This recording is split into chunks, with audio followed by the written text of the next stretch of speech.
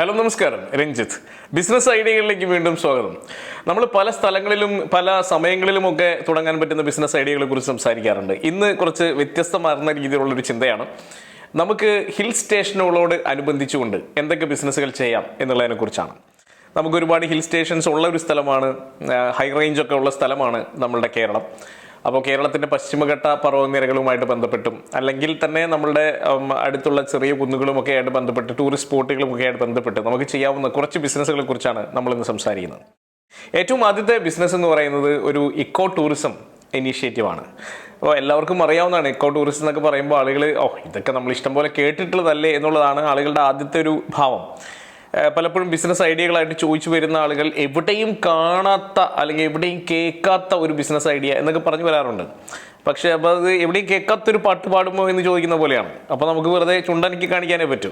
എവിടെയും കേൾക്കാത്ത പാട്ട് എന്നുള്ളതിനേക്കാൾ കേട്ട പാട്ട് തന്നെ ഏറ്റവും മധുരതരമായി പാടുമ്പോഴാണ് അത് മനസ്സിൽ ഉറച്ചു നിൽക്കുന്നത് എന്നുള്ളതാണ് സത്യം. എന്ന് പറഞ്ഞ പോലെ നമ്മൾ ചിലപ്പോൾ പലപ്പോഴും കേട്ട ഒരു ബിസിനസ് ഐഡിയ തന്നെ ആയിരിക്കും, പക്ഷേ അത് ഏറ്റവും ഭംഗിയായിട്ട് എക്സിക്യൂട്ട് ചെയ്യുമ്പോഴാണ് ഇത് സക്സസ്ഫുൾ ആയിട്ട് മാറുന്നത്.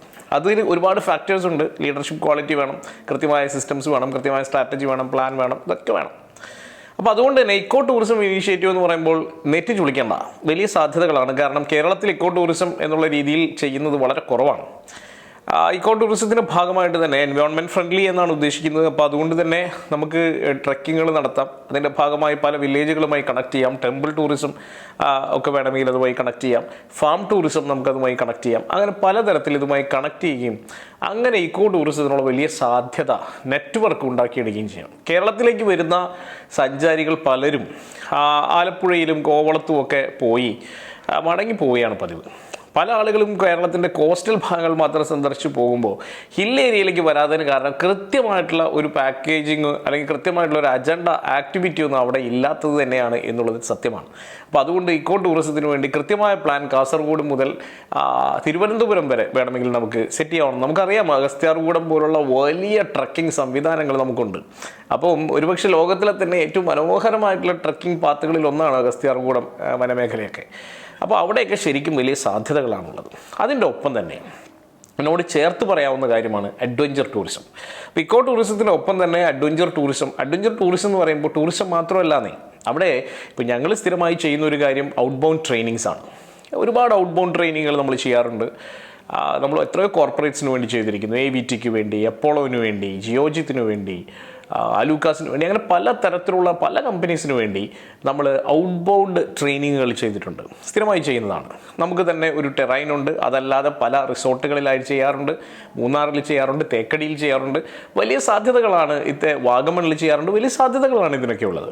അപ്പം കോർപ്പറേറ്റ്സിനൊക്കെ പലപ്പോഴും വലിയ കോർപ്പറേറ്റ്സിലൊക്കെ മാൻഡേറ്ററി ആണ് ഔട്ട് ബൗണ്ട് ട്രെയിനിങ്സ്. കാരണം ഇന്റർപേഴ്സണൽ കമ്മ്യൂണിക്കേഷൻ ബെറ്റർ ആക്കാൻ, ഇന്റർ ഡിപ്പാർട്ട്മെന്റൽ കമ്മ്യൂണിക്കേഷൻ ബെറ്റർ ആക്കാൻ ഇതിനൊക്കെ ഔട്ട് ബൗണ്ട് ട്രെയിനിങ്സ് മസ്റ്റാ.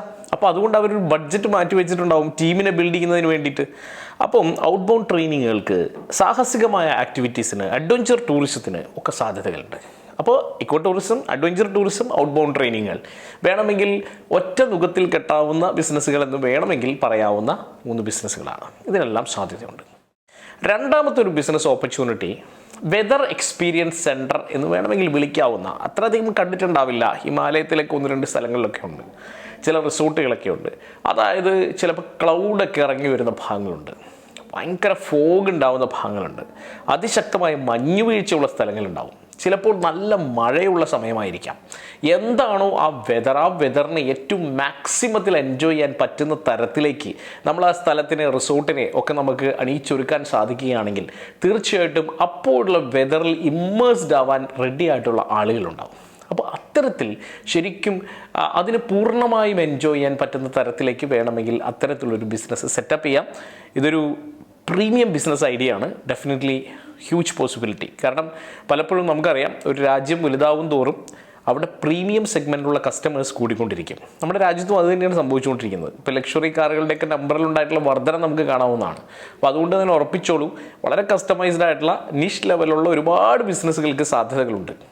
അടുത്തത് ഈ ഓർഗാനിക് റിലേറ്റഡ് ആയിട്ടുള്ള ഷോപ്പുകൾ, ഓർഗാനിക് റിലേറ്റഡ് ആയിട്ടുള്ള ഫുഡുകൾ, നേച്ചർ, ഓർഗാനിക് എന്ന് മാത്രം പറയാൻ പറ്റില്ല, നേച്ചർ റിലേറ്റഡ് ആയിട്ടുള്ള എന്ന് വേണമെങ്കിൽ പറയാം, പ്രകൃതിയുമായിട്ട് ഇണങ്ങിച്ചേരുന്ന തരത്തിലുള്ള എല്ലാ സാധനങ്ങളും. കാരണം നമ്മൾ ഹൈ റേഞ്ചിൽ പോകുമ്പോഴാണ് നമുക്ക് പ്രകൃതി, ഒരുപക്ഷെ ബീച്ചിലൊക്കെ പോകുന്നതിനേക്കാൾ പ്രകൃതി നമുക്ക് ശരിക്കും ഇഴുകിച്ചേരാൻ പറ്റുന്നത് ഹൈ റേഞ്ചിൽ പോകുമ്പോഴാണ്. നമ്മൾ പ്രകൃതിയുടെ ഒരു ഭാഗമായിട്ട് മാറുകയാണ്. ഓട്ടോമാറ്റിക്കലി നമുക്ക് തോന്നും നമുക്ക് പ്രകൃതി ആയിട്ട് കണക്ട് ചെയ്തിട്ടുള്ള വസ്ത്രങ്ങൾ വേണം, അതുമായി കണക്ട് ചെയ്ത കോസ്മെറ്റിക്സ് വേണം, അതുമായി കണക്ട് ചെയ്ത എല്ലാം വേണം. പ്രകൃതിയിൽ അങ്ങ് ഇഴുകിച്ചേരാൻ ഒന്ന് മോഹിക്കുന്ന അവസ്ഥയാണ് ഹൈ റേഞ്ചിലൊക്കെ ചെല്ലുമ്പോൾ. അത്തരത്തിലുള്ളൊരു ഷോപ്പ് നമുക്കുണ്ടെങ്കിൽ, പലപ്പോഴും അത്തരത്തിലുള്ള ഷോപ്പുകൾ നമുക്ക് വളരെ കുറവാണെന്നേ. നമ്മൾ പലപ്പോഴും പോകുമ്പോൾ, നമ്മുടെ ഹൈ റേഞ്ചിലൊക്കെ പോകുമ്പോൾ നമ്മൾ കാണുന്നത് പലപ്പോഴും ചില കോപ്പറേറ്റീവ് സൊസൈറ്റികളുടെയൊക്കെ സ്റ്റോറുകൾ ഉണ്ടാവും. ഈ കോപ്പറേറ്റീവ് സൊസൈറ്റികളുടെ സ്റ്റോറുകൾ പ്രോപ്പർലി മാനേജ്ഡ് ആയിരിക്കില്ല. ക്വാളിറ്റിയുടെ കാര്യത്തിൽ സ്റ്റാൻഡേർഡൈസേഷൻ ഉണ്ടാവില്ല. അങ്ങനെയൊക്കെ വരുമ്പോൾ ഓട്ടോമാറ്റിക്കലി അവിടേക്ക് ആളുകൾക്ക് ഇറങ്ങാൻ ഒരു വിഷമം തോന്നും. അപ്പോൾ ഇതെല്ലാം പിന്നെ പ്ലേസ് ചെയ്തിരിക്കുന്നു, പൊസിഷൻ ചെയ്തിരിക്കുന്നു ഒരല്പം താഴെയാണ്. ഞാൻ പറയുന്നത് കുറച്ച് പ്രീമിയം ലെവലിൽ പ്ലേസ് ചെയ്തുകൊണ്ടുള്ള ഷോപ്പുകൾ കേരളത്തിലില്ല. തീർച്ചയായിട്ടും നെക്സ്റ്റ് ലെവൽ, പ്രീമിയം ലെവലിൽ പ്ലേസ് ചെയ്തിട്ട് ഏറ്റവും മനോഹരമായിട്ടുള്ള വസ്തുക്കൾ കൊടുക്കാൻ പറ്റുന്ന, അതിൽ ഹാൻഡിക്രാഫ്റ്റ്സ് വേണമെങ്കിൽ ഉൾപ്പെടുത്താം, വേണമെങ്കിൽ ഓർഗാനിക് ഫുഡ് ഉൾപ്പെടുത്താം, അവിടുത്തെ പ്രത്യേകമായ ചില പച്ചക്കറികളും അവിടുത്തെ ഫ്രൂട്ട്സുകളും വേണമെങ്കിൽ ഉൾപ്പെടുത്താം. ഈ കാടിൻ്റെ ഭാഗത്തൊക്കെ പോകുമ്പോൾ ഉണ്ടാകുന്ന നമ്മൾ ഇതുവരെ കഴിച്ചിട്ടില്ലാത്ത ചില ഫ്രൂട്ട്സൊക്കെ ഉണ്ട്, അതൊക്കെ ഉൾപ്പെടുത്താം. എന്ത് രസകരമായിട്ട് നമുക്ക് വേണമെങ്കിൽ ആ ഷോപ്പിനെ സെറ്റ് ചെയ്തെടുക്കാം. അപ്പോൾ അത്തരത്തിലുള്ള ഷോപ്പുകൾക്കും സാധ്യത വളരെയേറെയാണ്. ഞാൻ പറയുന്നത് അടുത്ത വർഷമൊക്കെ ആകുമ്പോഴേക്കും, 2025 ആകുമ്പോഴേക്ക് ശരിക്കും ഭംഗിയായിട്ട് ഈ ഒരു കോൺസെപ്റ്റ് നല്ലൊരു പ്ലാനോടുകൂടി ഇംപ്ലിമെൻ്റ് ചെയ്യുകയാണെങ്കിൽ, കൃത്യമായിട്ടുള്ള മാർക്കറ്റിംഗ് കൂടി നിങ്ങൾ ചെയ്യുകയാണെങ്കിൽ, കാരണം ഡൊമസ്റ്റിക് ടൂറിസം ഒക്കെ കൂടി വരിക തന്നെയാണ്. അപ്പോൾ ഡൊമസ്റ്റിക് ടൂറിസം കൂടി വരുന്നത് മാത്രമല്ല, ഇപ്പോൾ ടൂറിസത്തിന് പോകുന്ന ആളുകൾ ദേ ഹാവ് സ്റ്റാർട്ടഡ് എൻജോയിങ്. അതായത് അവിടെ ചെന്നിട്ട് അവിടെ എന്താണ് കിട്ടുന്നത് അത് വാങ്ങുക, അത് കഴിക്കുക, അത് എക്സ്പീരിയൻസ് ചെയ്യുക എന്ന് പറയുന്ന ഫീൽഡിലേക്കൊക്കെ നമ്മൾ മലയാളികളടക്കം മാറിക്കഴിഞ്ഞു. പണ്ട് കാലത്ത് അങ്ങനെയല്ല. നമ്മൾ സ്ഥലം കാണാൻ പോകുന്നു, സ്ഥലം പെട്ടെന്ന് കാണുന്നു, പെട്ടെന്ന് ബസ്സിൽ തിരിച്ചു കയറുന്നു, ഉടനെ അടുത്ത സ്ഥലത്തേക്ക് കൊടുന്നു, അതായിരുന്നു രീതി. പക്ഷേ ഇപ്പോൾ അതിൽ നിന്ന് കുറച്ച് മാറിയിട്ട് ആ സ്ഥലത്തെ കുറച്ച് ഒന്ന് എൻജോയ് ചെയ്യുക, എക്സ്പീരിയൻസ് ചെയ്യുക എന്ന് പറയുന്ന കോൺസെപ്റ്റിലേക്ക് മാറിയിട്ടുണ്ട്. അത് ഇത്തരത്തിലുള്ള ബിസിനസ്സുകൾക്ക് ആക്കം കൂട്ടുന്നു എന്നുള്ളതാണ് സത്യം. അപ്പോൾ അതുകൊണ്ട് തന്നെ ഇത്തരത്തിലുള്ള ഈ ബിസിനസ്സുകളെക്കുറിച്ചൊന്ന് ആലോചിച്ച് നോക്കൂ. താല്പര്യമാണെങ്കിൽ ഡീറ്റെയിൽഡ് ആയിട്ടുള്ളൊരു ബിസിനസ് പ്ലാൻ, അതായത് if you are really serious about it, അല്ലാതെ വെറുതെ നിങ്ങളുടെ കയ്യിൽ ഒരു ബിസിനസ് പ്ലാൻ ഉണ്ടോ എന്നും ചോദിച്ച് വിളിക്കണമെന്ന് നിർബന്ധമില്ല. പക്ഷേ നിങ്ങൾക്ക് ഡീറ്റെയിൽഡ് ആയിട്ട് ഒരു ബിസിനസ് പ്ലാൻ വേണം, നിങ്ങൾക്കത് ഇംപ്ലിമെൻറ്റ് ചെയ്യാൻ താല്പര്യമുണ്ട് എന്നൊക്കെ ഉണ്ടെങ്കിൽ തീർച്ചയായിട്ടും ഞങ്ങളെ കണക്ട് ചെയ്യാം.